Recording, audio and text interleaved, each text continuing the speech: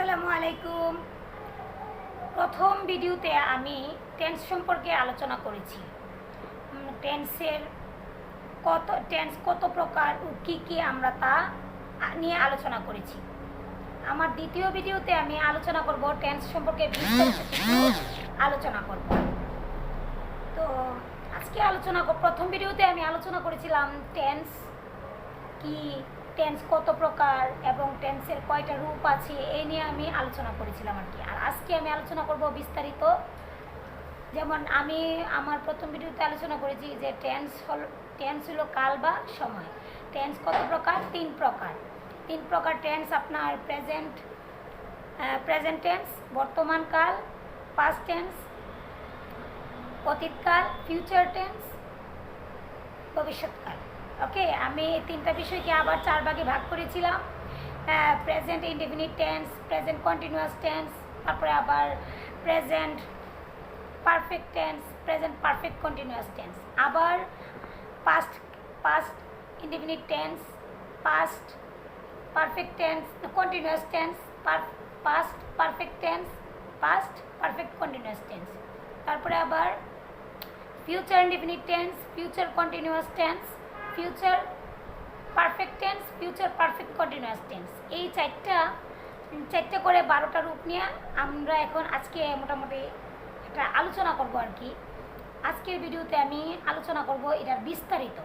হ্যাঁ, গত ভিডিওতে যেটা করেছি আজকে আমি বিস্তারিত আলোচনা করব। আশা করি আপনারা আপনাদের সাধ্যমতো বুঝে নেবেন ইনশাল্লাহ। আজকে টেন্স সম্পর্কে আলোচনা করব। প্রেজেন্ট টেন্স মানে কি? প্রেজেন্ট টেন্স মানে হলো বর্তমানকাল। প্রেজেন্ট টেন্স মানে বর্তমানকাল। তাহলে এই প্রেজেন্ট টেন্স বর্তমানকালে যে আমরা যে একটা বিষয় একটা উদাহরণ, ফর এক্সাম্পল আমরা ধরি যে আমি ভাত খাই, তাহলে আমি ইংলিশ আই, ভাত ইংলিশ রাইস, আর খাই ইংলিশ ইট। তাহলে আমরা এটাকে যদি সেন্টেন্সে রূপ দেই তাহলে I eat rice, subject verb plus object. তাহলে আমি ভাত খাই, আই ইট রাইস। আমি একটু ছোট্ট করে লিখে রেখেছি, আই ইট রাইস। আমি ভাত খাই, আই ইট রাইস। তারপরে আরও লিখেছি সে স্কুলে যায়, হি গোজ টু স্কুল। সে স্কুলে যায়, হি গোজ টু স্কুল। আমি ভাত খাই, আই ইট রাইস। সে স্কুলে যায়, হি গোজ টু স্কুল। আমি ভাত খাই, আই ইট রাইস। হ্যাঁ, আর সে স্কুলে যায়, হি গোজ টু স্কুল।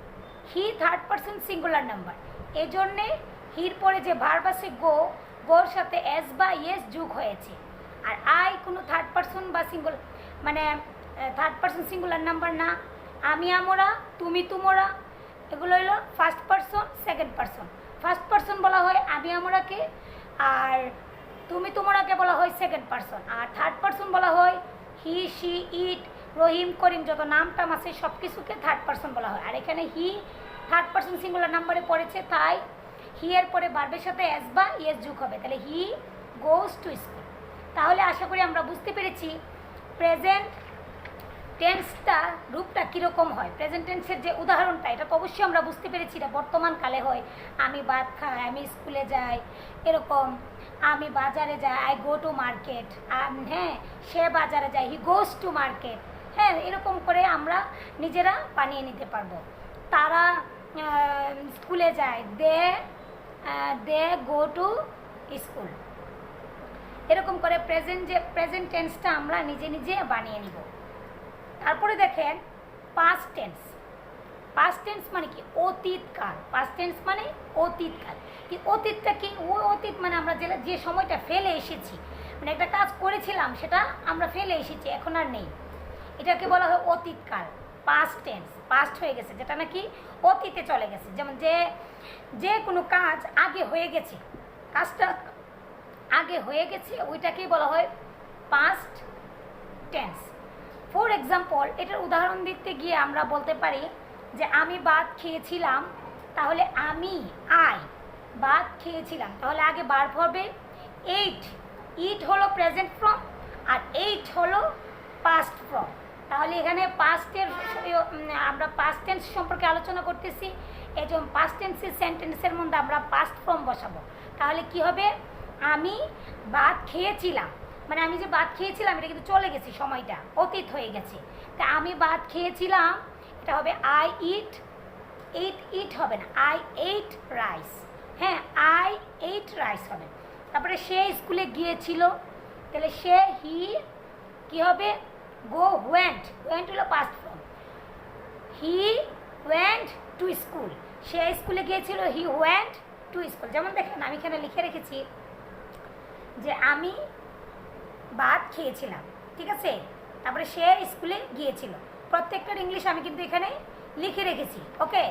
আপনারা দেখবেন তারা ফুটবল খেলেছিল, দে প্লেড, প্লে হবে না, প্লে প্রেজেন্ট ফর্ম, আর পাস্ট ফর্ম হলো প্লের সাথে ইডি যুগ হবে, তাহলে প্লেড। দে প্লেড ফুটবল, তারা ফুটবল খেলেছিল, সময়টা কিন্তু অতীত, পাস্ট টেন্সে পড়ছে।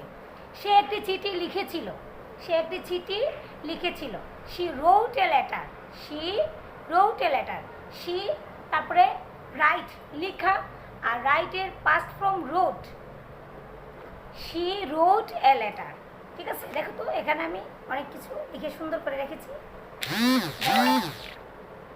তোমরা বুঝে বুঝে নিবা। আমি আমার কাগজে এগুলো সুন্দর করে লিখে দিয়েছি।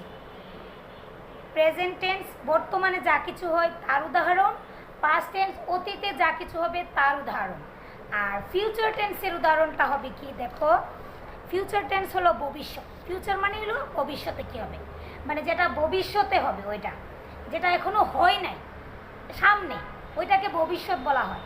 তাহলে ফিউচার টেন্স ভবিষ্যৎকাল, ফিউচার টেন্স আমরা জানি ফিউচার টেন্স ভবিষ্যৎকাল, তার মানে যে কাজ ভবিষ্যতে হবে এখনো হয়নি, হবে, ওইটাকে বলা হয় ফিউচার টেন্স।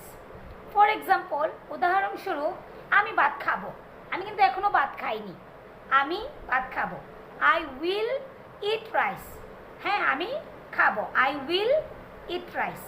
সে স্কুলে যাবে, he will go to school, সে স্কুলে যাবে, he will go to school, he will go to school. তারা স্কুলে যাবে, they will go to school, তারা স্কুলে যাবে, they will go to school. তাহলে দেখো তো আমি এখানে ফিউচার টেন্সেরও কিছু উদাহরণ দিয়ে রেখেছি, তোমরা বুঝো কি না দেখো। ফিউচার টেন্স সম্পর্কে আমি এখানে আলোচনা করেছি, সুন্দর করে দেওয়া আছে, তোমরা দেখো। হ্যাঁ, এই যে এটা হলো ফিউচার টেন্স বা ভবিষ্যৎকাল, যে সময় যে কাজটা ভবিষ্যতে হবে আমরা জানি, ওই কাজটাকে ফিউচার টেন্স বলে। যেমন আমি ভাত খাবো, I will eat rice, I will eat rice. আমি স্কুলে যাব, I will go to school. তারা স্কুলে যাবে, they will go to school. তারা বাজারে যাবে, they will go to market. হ্যাঁ, সে ভাত খাবে, হি উইল ইট রাইস। এভাবে এভাবে তুমি মানে লিখতে পারো বিষয়টা ভবিষ্যতের ক্ষেত্রে, ওকে। আমার মনে হয় আমি যেভাবে বোঝানোর চেষ্টা করছি তোমরা ইনশাল্লাহ বুঝতে পারছো। তারপরে যদি কোনো সমস্যা থাকে বা কোনো আমার কাছে কোনো উত্তর জানতে চাও, তোমরা কমেন্টসে আমাকে বলতে পারো, ইনশাল্লাহ আমি এর পরবর্তীতে তার রিপ্লাই অবশ্যই দেবো ইনশাল্লাহ। আমার কোনো ভুল ত্রুটি হলে ক্ষমার দৃষ্টিতে দেখবা, আমাকে তোমরা ভুলটা ধরিয়ে দিবা ইনশাল্লাহ। কেউই কিন্তু ভুল ছাড়া নাই, যারা নাকি শিক্ষকদের ভুল ধরতে পারে তারাও কিন্তু ভালো স্টুডেন্ট হিসেবে গণ্য হয়। আমি বলবো ভুল হলে বলবা, ইনশাল্লাহ আমি ভুল সংশোধন করে দেওয়ার চেষ্টা করব। আজকের জন্য এতটুকুই। আসসালামু আলাইকুম সবাইকে।